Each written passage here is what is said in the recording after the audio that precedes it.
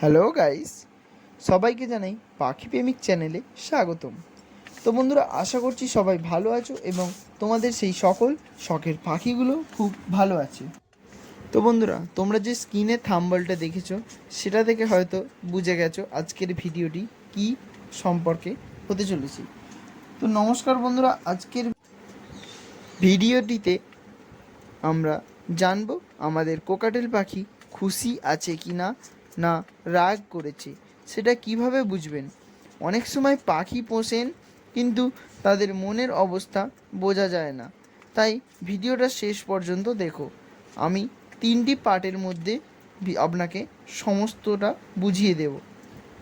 তো পার্ট 1, পাখি খুশি থাকলে কি করতে পারে বা কি করে। পাখি হালকা সুরে সিটি দেয় বা গান করে বা একটি টিউন বোঝানোর চেষ্টা করে।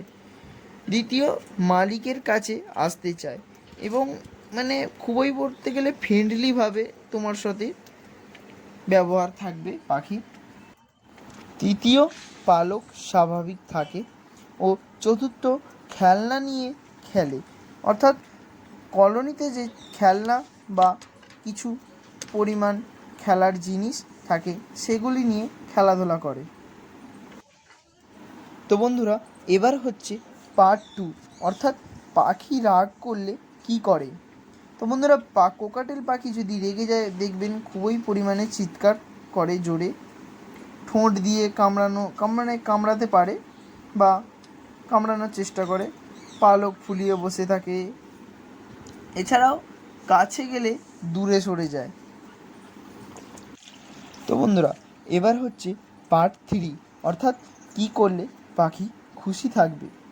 প্রথমত বন্ধুরা, কোকাটেল পাখি একটি খুবই শান্ত পরিবেশের পাখি, তাই প্রতিদিন পরিষ্কার খাবার ও জল দিতে হবে। পরিষ্কার জল বা খাবার না দিলে পাখি অসুস্থ হয়ে যাওয়ার সম্ভাবনা দেখা দিতে পারে। দ্বিতীয়, খাঁচা পরিষ্কার রাখতে হবে। তো বন্ধুরা, সপ্তাহে কম করে 2 থেকে 3 দিন খাঁচা পরিষ্কার করতে হবে। এবং তৃতীয়, প্রতিদিন কিছু সময় পাখির সাথে সময় কাটাতে হবে। তো বন্ধুরা, এভাবেই জানতে পারবে কোকাটেল পাখি কখন ভালো থাকে এবং কখন রেগে থাকে।